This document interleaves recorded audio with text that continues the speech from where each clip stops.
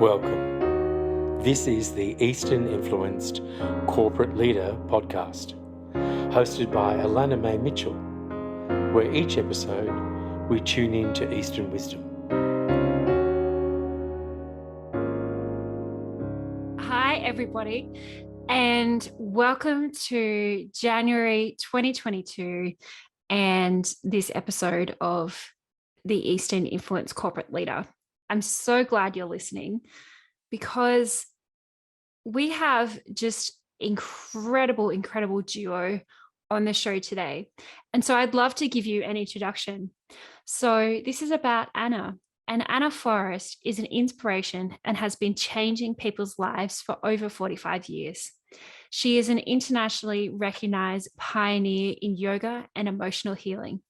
She is the creatrix of Forrest Yoga, a mystic, a visionary, a philanthropist, an author, and medicine woman. Anna crafted Forrest Yoga while working through healing her own life's traumas, abuse and addictions, the helplessness of addictions, the ongoing suffering from chronic injuries and illnesses. The process of healing herself inspired her to teach others about what really works to heal themselves physically, emotionally, mentally, and spiritually. And this episode is like a bonus episode where we have two incredible guests because it's Anna and Jose. And Jose Calarco joined forces with Anna in 2014 and brings a long history of shamanism, and healing into Forrest Yoga events. Jose's experiences as a musician, medicine man, and director of Descendants Aboriginal Dance Theatre spans more than 30 years. Jose has incorporated ceremony, music, dance, ancient healing techniques, veganism, and First Nation philosophies into Forrest Yoga, helping students move from the ordinary to the extraordinary. And that, my friends, is where we went to on this interview today. We went straight to the extraordinary. So without saying much more at all, I'd love to start the show for today. So here we go. Hi, Anna and Jose. It's so wonderful to be in conversation with you today. I'm really just excited and warmed by your presence and all the way in Seattle. So welcome. Thank you. Yeah, well, we're about 100 miles out from Seattle. We live on Orcas Island, which is part of Washington State where Seattle is. But yeah, we live in a beautiful little tiny island, Orcas Island. Okay. Wow. I have to look that up on the map and find out where that is. It's extraordinary. It's an extraordinary place. Oh, cool. And so flowing through the conversation, and you've both got so diverse perspectives. So Jose, more of the indigenous Australian perspective, from what I understand, and then Anna, like the extensive career and practice in yoga as well. So Anna, I'd love to start with you and understand a question that I had in mind that I thought we'd start with, which is, what can we learn from yoga for leadership?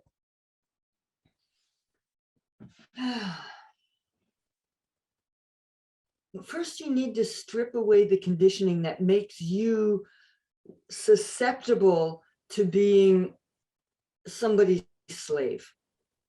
So the social media and our conditioning that we've gotten from our parents and from schools and from everything, the magazines, all that stuff, we need to move that stuff away and go on quest for who are we authentically, and then from that place start learning how to move into the different avenues of our life, in our relationships and our work and in whatever else we're doing, whether it's in yoga or not. And being on the mat is a great place to vision quest for your own healing or for finding out more about who you are, because we're kind of like a constantly unfolding, beautiful flower is what it feels like to me. Is like when I see something new unfolding, and to actually go after that, to become responsible for your own evolution. And when you do that, you become inspiring enough to be a leader to help other people find out what's truly important and how to put your life force into what's important, and don't allow your precious life force to get wasted away by garbage and by poison. Like we get, our minds get really polluted, and our hearts and our emotions get really polluted. And in yoga, if you choose to focus on that, you can move that pollution out. So you become a guardian of your mind. You choose what you let in there. You bring in really good mind food. You know, just like learning to become a guardian of this body, which is such a gift, to put in good energy, good food, good care. You know, like when you're around toxic people, the body gets hit by that and deeply affected. So starting with yourself on the mat is a great place to learn how to become a leader, because you need to strip the bullshit out of yourself. How's that for a start? Oh yeah, wow, we're going right in straight away. I love that. And that you went to it. My thoughts were around choice, right? So you can really be an active participant in this process and choose what you're bringing into that. Yeah. Well, that's part of taking responsibilities, like recognizing like you do have a choice. If you don't like what's going on social media, then put your phone down. Stop feeding garbage to yourself. If you don't like the way your body feels, change your nutritional strategy. Start exercising more, do yoga, do something that makes a difference. Like in this time, so many of our people are feeling hopeless and helpless, but there's a lot of doings that we can do. There's some things that are beyond our ability to control, but how we eat, how we drink, how we think, the actions we do to other people, these are totally within our control and our responsibility.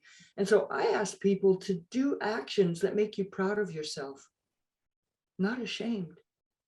And I'm loving that, and extending that to the role of the leader, right? So if the leader is out there doing actions that make them feel proud of themselves, then they're also a model for those people who they're, like, inverted commas, leading, out there in front, showing them a way and opening up possibilities for them as well, is what I see.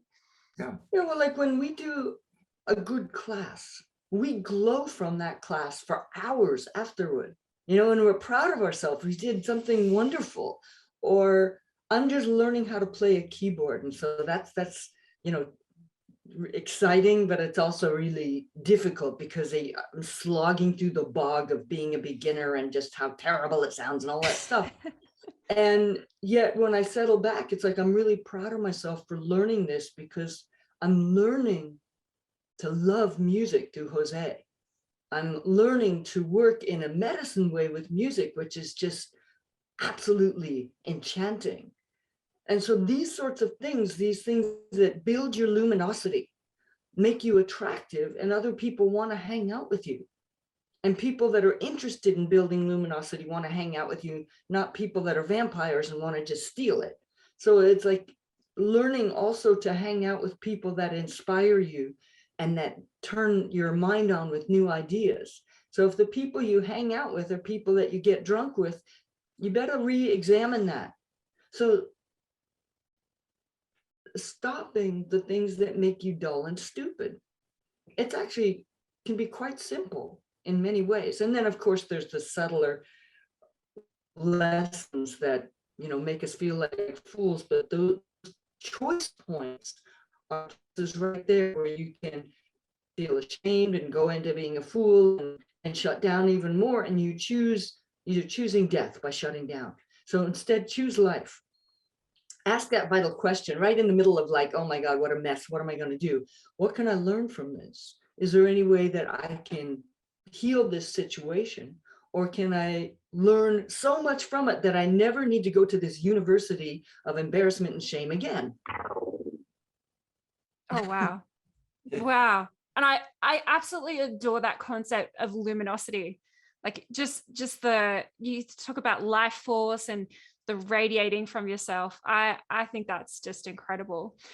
Jose, I'd love to pose a similar question to you, and more from the indigenous angle, because I know, I just feel that we're going to get an additional, a value add perspective from that. So what could we learn? Similar question. What could we learn from an indigenous perspective in respect to leadership? And I'm asking the questions, and also I'm soaking it up. So I'm all ears. No, absolutely. Look, I mean, we are so lucky in Australia to have the Aboriginal people, and it's just such a shame with colonization that we decimated their language and culture so badly. The Aboriginal people have been around for 60,000 years, possibly even more. Now, before religion, before philosophy, before yoga, before any of this, the Aboriginal people already have ceremony. And ceremony is a communion with God, or like yoga, union with God. And so this is way before any of this philosophy. We had the Aboriginal people who already sort of found a pretty idyllic way of life. They had communion with the land. Everyone knew their role. They almost had the perfect society. And there is something we can learn, not just from Aboriginal people, but indigenous peoples around the world, more so than organized religion. Organized religion came much later, and they considered indigenous teachings like, they didn't really believe in indigenous healings, teachings, prayers, and connections to the land. And I think that was more or less intended as well by colonization, to disrespect indigenous teachings so much. But we can learn a lot from the indigenous people because they walk the talk. Not all of them, but before colonization, they really had something happening on a larger scale. So my 30 years with the Aboriginal people taught me a deeper wisdom and a deeper reality. So when I came into the yoga field, I really loved yoga and enjoyed it, but there was a certain kind of nonsense and sort of a little bit hairy-fairy and new age bullshit. And I thought, not everywhere, because there were some brilliant teachers like Anna, for instance. And I thought, wouldn't it be wonderful that if we could combine this indigenous wisdom or this indigenous intelligence with yoga as well? And this was one of our aims. So when I came to Forrest Yoga, I tried to bring some of that grounding. I was also a vegan, bringing in vegan teachings, making Forrest Yoga a vegan-friendly organization. So yoga, ceremony, and I was an artistic director as well. And I thought, if I can add all these things to Forrest Yoga, then we are going to have a yoga system that is one of the best in the world. And that's precisely what we did. And by adding the ceremony, veganism, music, and healing, and all this other stuff, I then began inviting indigenous people or teachers or musicians or singers or whatever into the ceremony. Because when we come together for yoga, we're not just exercising together, right? We all want to get something more. We all want to be happy, So we have 2.5 hours with people. So we need more than just postures. We need some ceremony and smoking. I don't mean smoking. I mean a smoking ceremony, which is like a field cleansing. So we have music, spoken word, smoking ceremonies, the yoga postures. We have just so many beautiful little things that add up together into a big thing. And getting the guest musicians and guest speakers just sort of added new dimensions into each yoga class. And so far, it's working out good, because Anna and I are just about to embark on our 25th teacher training together. So it's worked out. Oh, wow. 25. That's massive. Massive. And I love that you have seen, like, when you came together as a leadership duo, that it was a and conversation. So here's Anna's practice of yoga, and here's what Jose brings, and we're bringing our 100% for each of us and coming together to form this dynamic duo. I'd love to touch on, because what you do is quite progressive and like at the leading edge. I'd love to hear a little bit about, like, when you are carving out a new way in a field, what are the things that you consider? What do we consider? Yeah, I'm just tapping into, because like you created a new thing, right? Nobody was doing that. So I'm thinking for the listeners who relating that to, they may also be carving out a new field. What are some of the considerations they have about how they present themselves, how they introduce these concepts to people, that kind of thing? Yeah, no, absolutely. Look, I mean, firstly, to have a product like Anna Forrest and Jose Calarco, you need to be Anna Forrest and Jose Calarco. Like, being 30 years with indigenous people doesn't happen overnight, So what we do teach is, how can people make their class more exciting, more spiritual, more emotional? And so we work on, what can that student do? Because they're not Anna Forrest. Anna's been in the business 45 years, and I've been in the indigenous business for 30 years. So we have to work on, what can they do? So they certainly know to do a smudging ceremony. They can bring a guest musician into the class. They can read something very constructive. There's many, they can maybe learn a chant or get on a drum. But with Forrest Yoga, there was many things to consider, bringing in all the instruments, bringing in professional audio and visual, now that we do online as well. And being an artistic director also enabled me to look at a yoga class and go, okay, we have 2.5 hours. We need a start, a thrilling midpoint, and a happy ending. So to look at a yoga class like a good film script and go, we got all this time with these people. How can we bring maximum joy in 2.5 hours? So of course, Anna has brilliant sequencing. Then we have the Dreamtime music, narrations, smoking ceremonies. There is many things to consider, but I suggest to yoga teachers just to start simple. They can do they can hire a flute player. That's of course if they have a budget, or no musicians. You can begin a smoking ceremony and have a flute playing. You can do a small little reading of something profound. There's many things you can do. So there's a big issue that I want to address here. It's like, I also want to say, learn your craft, learn your tools. So if someone says, oh, smoking ceremony, I'm going to do that for next class. It's like, no, learn how to do it on yourself first. Get good at it before you bring it to your people. So like when people come to us and they learn some abdominals and then they bring it and teach it to their students, it's like, it's not great teaching, because they don't take the time to learn it. There's learning how to do something and then learning how to teach it. That's two different things. So learn how to do whatever it is that's got your attention. Like if you become enchanted with learning how to do a smoke cleansing and a smoke blessing, great.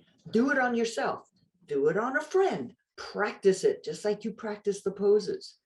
If you want to learn a new pose, practice it before you teach it. You have to come from an innate knowing. And so learning how to settle into that internal intelligence and develop that intelligence. You know, like if you want to learn one of the songs, like Jose teaches, he wrote chants and simple drum pieces for our teacher trainees, something simple enough that they could use, that he gave them permission to, but they have to practice it. Otherwise they sound like an idiot. And it's very unpleasant for the students to put up with having to listen to it. So get good at what you're doing before you teach it. Yeah. And if you can't do it, then bring in a specialist.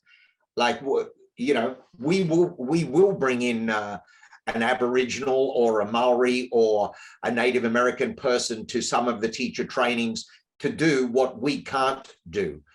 But as I said before, like, I mean, I've been 30 years in this business. I've been a vegan teacher for 30 years, so I can teach veganism pretty much so. So it's best for people to teach what they know or what they're good at, to bring that into the class. So they need to study too. A teacher needs to continue to learn, not stop learning, because then what they actually are teaching is stagnation. Yeah, and we don't need any more of that. We have enough stagnant ponds inside of ourselves. We need to churn it up. We need to learn more. We need to evolve. And it isn't always evolving like whether or not you can do this advanced pose, but can you penetrate your attention into the pose to a degree that something new unfolds, or you get some other sweetness from it? Because the poses have such rich gifts that they can give if you bring your attention to it. Like, we set an intent before each class, and this is really helpful so the listeners can learn to do this for themselves. An intent could be something relatively simple, like, I want to bring healing to my neck. And then every pose you find out, how can I release my neck, or can I bring poses into this class that make my neck let go of this pain? Or it could be something a little more advanced, like embodying spirit. Now that is an extraordinary skill to have, and it will change how you live your life. And you can practice that quest on the mat. How extraordinary is that? So someone could be teaching the class, or you could be doing it on your own. It doesn't even matter, because the intent can be something you set for yourself. Deeply personal, deeply important. And then on top of what Anna did, I composed music which brought the teachings onto a new level, like the soundtrack for the soul. So music gets into places where words cannot, and it stirs emotions that words and teachings cannot. So we are combining the power of music, the power of yoga, and the power of ceremony all into the 2 hours or however much time we have with the students. And this is how we've come up with this winning formula. And we're working on it all the time. We're working, Jose is having breakthroughs all the time in his own music, you know, and it's like we're getting ready to go do another driving tour soon. So we've written out the classes. We have, each has a really tasty, intriguing intent, and like learning how to rewire your brain so that you can live the life you really desire. Yeah. That's one of the intents. All right. Oh, and gosh. Yeah, I mean, how cool is that? Yeah. And we practice the class to make sure that the poses sequence beautifully, and that the way that the poses are sequenced feed into that intent. You know, like, oh, maybe we don't know this is a new place, so maybe this pose is too hard for them. Let's give an option for a down level. It's like we craft our workshops very carefully, and then we put them through many test runs before we actually arrive. We prepare. And so that care, that love and care is communicated when we are actually teaching. We care enough to put this preparation in. So we spend hours each day practicing yoga, practicing music, practicing singing, and then we also practicing cooking. So every day we cook. We don't eat out. We never eat at restaurants because of our finicky diets. And also we do not touch onion and garlic, which seems to be in every single to every single restaurant. So we're always cooking nutritious food, experimenting with food, yoga, music, every single day. We are, people think, oh, at your age by now, you don't have to practice much. Actually, we practice more than we ever have. Yeah. And we're always testing what we're doing and bringing a new level of professionalism and excellence for next time. Yet we're hitting the road very, very soon. We have a retreat in New Mexico. We have a 200-hour teacher training. We have a 90-hour advanced training. And we're always looking for ways to get better and better. And give the students what they want, and what they want at the end of the day, what they want is connection to spirit, because the connection to spirit is their refuge from fear, and also their refuge to want to live life. We need a reason to get out of bed in the morning. There needs to be something to inspire us. And while we are the teachers and leaders, we are helping the students really help themselves, following their own light, not our light. Another thing that we are teaching during these times that are so difficult and so confusing, and there's so much conflicting information going on, is like, this is like going on hero's quest. The hero in training goes through very confusing times and can get really deeply hurt and threatened and maybe even bullied and all these beaten up and life and death situation. But in the process of the hero's quest, you get to the treasure, and the treasure is unfolding parts of yourself that you were not able to access until you went through these intense experiences. And so instead of, giving up, which is also part of the hero's quest. I mean, when does the hero or the heroine, they give up, they get hopeless, and then having to work your way through that swamp and anchor deeper into yourself than you ever have. And the gift that you get at the end is your own wisdom, which is the greatest gift. The greatest. I want to just expand out on all the concepts that you've touched on there, because I think that is just an incredible framework for someone who is looking to lead or deepen their leadership, is the starting with intent, practicing what you know, knowing it before you teach it, and having that embodiness. So from like a coaching paradigm, like we talk about beingness, and so you're coming from a place of it's in your beingness, it's who you are, and that is what you are teaching through you. So awesome. And the other piece that was really interesting is that we have in a corporate setting this concept of test and learn. And so you do an A/B test, and you test one variation on a different group of people, and you test another variation on a different group of people. It's like what you've offered to our listeners here is a deepening in that test and learn. So you test it on yourself, and you experience it with yourself first and feel what resonates for you. And then you go through and, see what the feedback is from people when you offer that experience.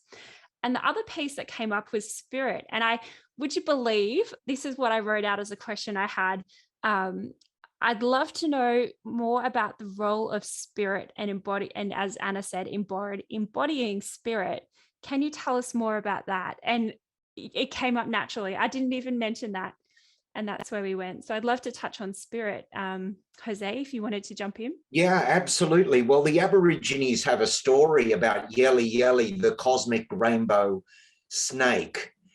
And it tells us that we must continually, like the snake, for transformation, shed unwanted layers. I believe most snakes shed their skin 4 times a year. They even shed their eye plates as well.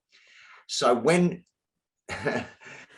yeah, Anna knows about the eye plates, that snakes actually shed their eye plates. They don't have eyelids like we do. Yeah. And so this is an incredible physical, factual metaphor for us. Is like we need to shed our old perspectives in order to build our luminosity, in order to grow and evolve, because our old perspectives only see a piece of the truth. And in order to see more of the truth, you need to move that off. So in the story of Yeli Yeli, the cosmic rainbow serpent, she shed her skin and she became the Milky Way.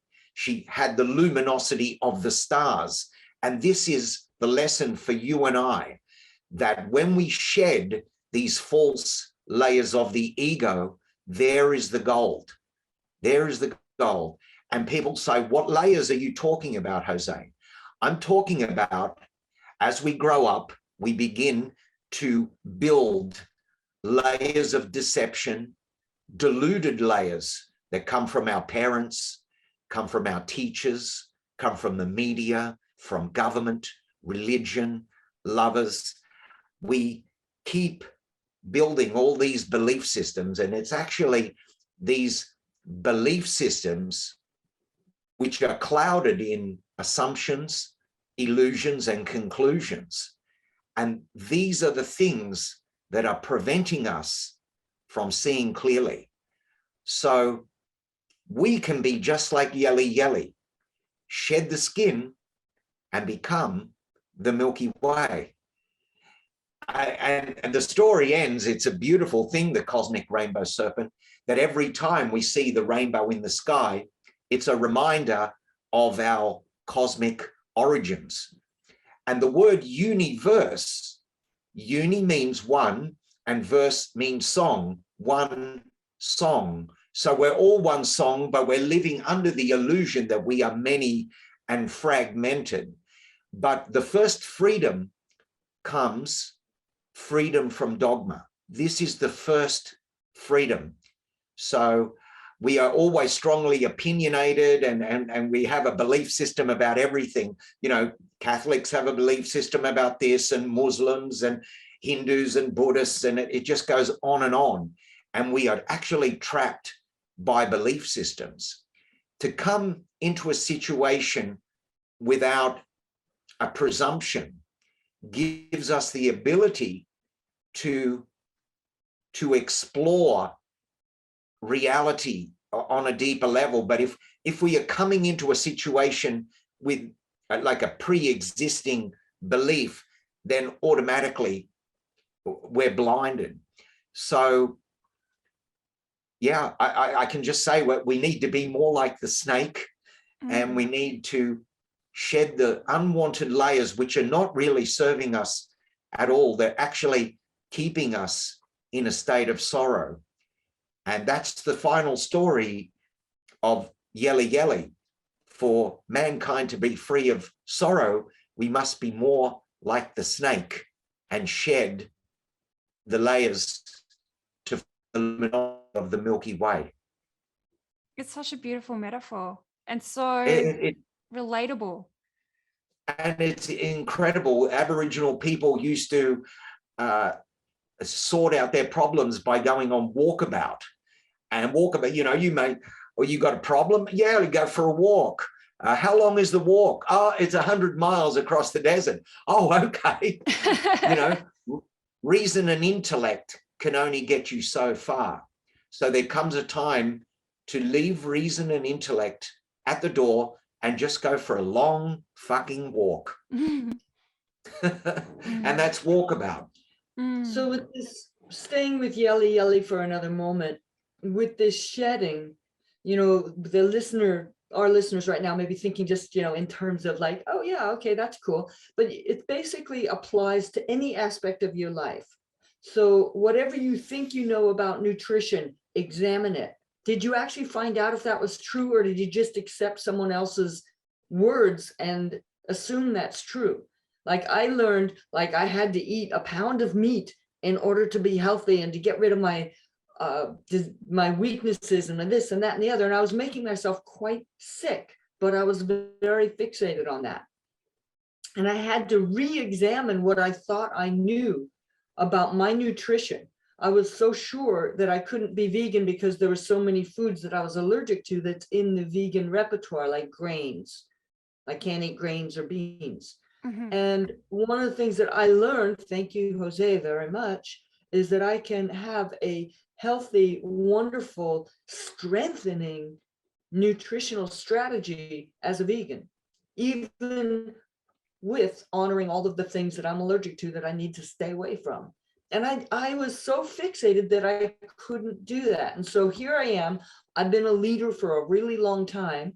And I was teaching people, eat meat, eat this way, because that's what at that point in time was what was working for me. And then when I found out that that actually wasn't working that well, and I changed, it's like, wow, you know, there was this embarrassment for me. Like, I've been telling people to do not correct, but I'm actually now finding is incorrect.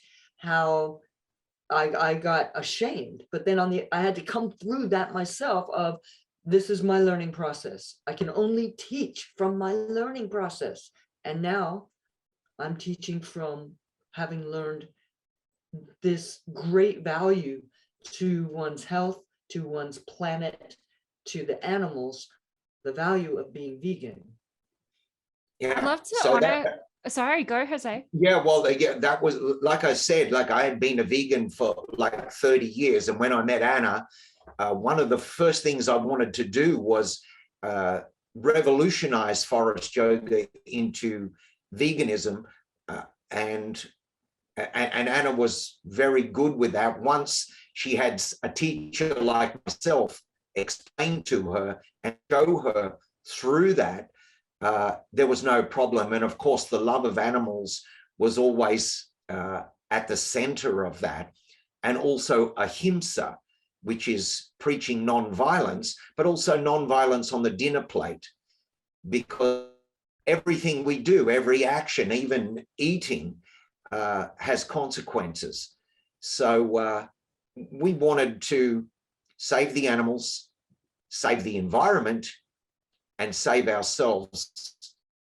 So that's the three things that the vegan diet did. There was compassion, saving the environment, and also our own health, because taking in the death and suffering of animals that have been tortured in factory farming actually adds to our own death and our own suffering. It's just a karmic law.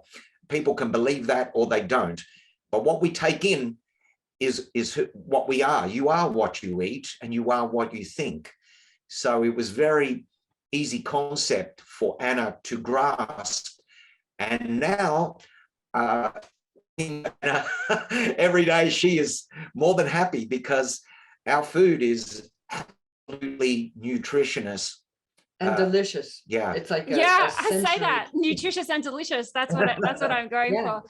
I'd love to also just pause for a moment and acknowledge, especially Anna, in your humility.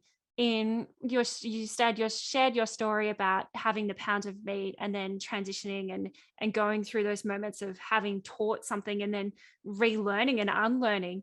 I just think that's incredible humility. And so for people like thinking laterally, you know, your story might be around the food that you eat, that's going to impact your energy as well. And then thinking around the ways that you have been taught to be as a leader, they may be inherited, right? And it may be from people who haven't been trained. And so as you're looking at your leadership, there might be ways that you're picking up today from Anna and Jose around that, you know, to relook at something and to really check it out. And I'm reminded of the Buddhist perspective of the beginner's mind. And then when I went to Nepal in 2012 and did an introduction to Tibetan Buddhism, there was this concept of you were introduced to something and then it was like, well, you go and check it out. You know, you're hearing these new things, go and check it out for yourself as well. And I feel, you know, we could just go so deep and it's so rich and there's so much already here. I'd love to give people the opportunity, if they wanted to find out more about Anna yourself or Jose yourself, or Forrest Yoga, which is this whole system of being and music and doing, where would people go to find that world? Well, www.forrest.yoga. Now, Forrest is actually spelled with 2 R's, so I always have to mention that because some people spell it with 1 R. And from our website, you can find all our social media, all our music. And as we've said before, Anna and I teach from experience and teach what we know. Like for me to teach vegan, I've spent 30 years. For me to be a musician, I've spent 40 years. For me to teach ceremony, I've been with Aboriginal people for 30 years. So what I'm saying is we're teaching from first-hand experience, not, oh, we read the Bhagavad Gita and now we're teaching that second-hand experience. Anna and I is not book knowledge. This is lived knowledge coming to life. And we also have our teacher trainings online, which means you can take the teacher training in your own time at your own speed. And we're actually really proud of this because it's taken this whole lockdown for us to come forward and develop this. We have our guardians, who are people who have stepped onto another part of their spiritual commitment with us in Forrest Yoga, who are available via email or phone calls or Zoom to coach people when they get stuck. So you're watching your class, you're taking your class that's recorded. And then if you don't understand, like I don't understand how to do head to ankle, or I don't understand what I'm supposed to do in this hands-on correction, you write to your guardian. You have a coach. And then what's really great is for us, this gives our guardians an exquisite place to step up and go to their next level of evolution too. So it's a win-win situation that we were kind of forced to do if we were going to continue to exist in this profession, because everything got shut down. And so that's one of the great gifts that we've had from this difficulty is Jose put his brilliance of filmmaking and how to bring this into a really doable course. And we put it together. We had wonderful people help us. And now there's this beautiful thing that can reach people whether or not they ever meet us face to face. And I love that. And they get supported all the way. You can write to a guardian. We have chat rooms where students show me their ceremonial songs, and so we share files, and you do it at your own time, and it's incredible. And in the chat rooms, I'm always interacting with students at any given time. They may be on day 6, day 9, day 8, and it's just a new way to do a teacher training online and getting assisted when you need it. You know, you may not get the assistance that night that you're doing, but and we're sharing so much. People wanting to know about ceremony, most people want to go much deeper than just the postures. Being able to do a handstand doesn't mean you have an understanding of life, like some people may think. So people want much, much more, especially today. Wow. And here we've been able to drink from the well of Anna and Jose. I love it. And I know we were talking briefly before that there was the offering so generously of a prayer. So I'd love to move us into that space, and any cues that you need people to like take a deep breath, or please use that space. Okay, so first thing is if you sit up so that you align your spine over your sacrum and tailbone, and your abdominal muscles are helping hold you up, and relax your shoulder blades down. Now, when you breathe, if you focus on breathing, spreading the ribs on your inhale, and inhale until every air sac, as best as you can feel it, is full. And then with your exhale, use your belly muscles, pull them in so that you exhale everything out. So there's no stagnant air in there. Relax your ears, your eyes, and your mind, and let what you hear come right into your heart, because this is an offering from the heart. So breathing deeply, open your neuroreceptors. This is a prayer I composed called Prayer for Peace. Great Spirit, today bring us peace. Let us flow unburdened like the river. Let us drift without effort, like the purifying winds. Let us stand with strength and resilience, like the mountains and trees. Teach us to walk gently upon the earth and live in harmony with all beings. Fill us with light and understanding. Inflame our hearts with love. Illuminate our minds with truth. Awaken our eyes to see. Inspire our will with courage. Great Spirit, you are the source of life within us, around us, and beyond us. Today, point us to our purpose and connect us to our power. Let us feel your beauty and allow us to uncover our own sacred origins.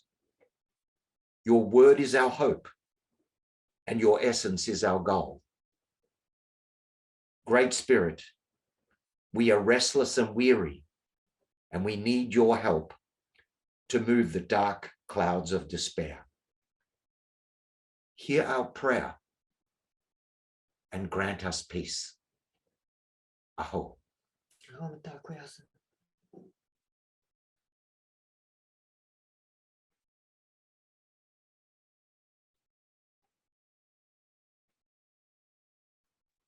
Just stunning. So stunning. Yeah, I'd let that resonate with you. And from that place, I'd love to extend my deepest thanks and deepest gratitude to both you and Anna Jose for sharing in this space and sharing your innate wisdom with and knowledge with us today. So yeah, thank you so much. Thank you for having us. It's a pleasure to talk to you.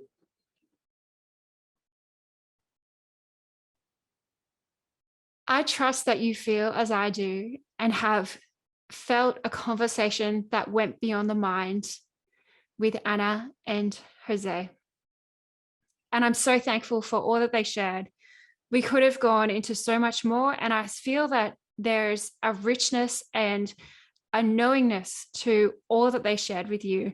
So I'd love for you to take this episode and to really extrapolate it out into the concepts that Anna and Jose were talking about. You may even go direct into what they were talking about, or even think about how it applies to your own leadership.